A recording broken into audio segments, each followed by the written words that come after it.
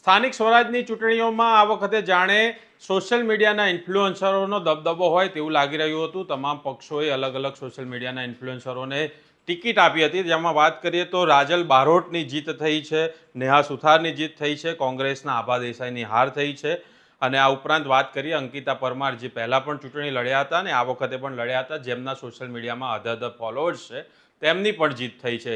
તો હવે કદાચ એવું બની શકે કે ભવિષ્યમાં જો તમારા સારા ફોલોઅર્સ હોય, સારા તમને લોકો, તમારા વ્યુઅરશિપ સારી હોય તો બની શકે છે કે જે પાર્ટીઓ છે, રાજકીય પાર્ટીઓ છે, તમારા તરફ આકર્ષાય અને તમને ટિકિટ ઇઝીલી આપી શકે। પરંતુ આ સોશિયલ મીડિયા ઇન્ફ્લુએન્સરો શું પ્રજાના વાતોને, લોકોની વાતોને જે છે નેતાઓ તેમના સમક્ષ પહોંચાડી શકશે, ઉપરના નેતાઓ સુધી પહોંચાડી શકશે, તેમના કામ કરી શકશે કે શું, એ સૌથી મોટો સવાલ છે। આપનું શું કહેવું છે કોમેન્ટ બોક્સમાં જરૂરથી જણાવજો।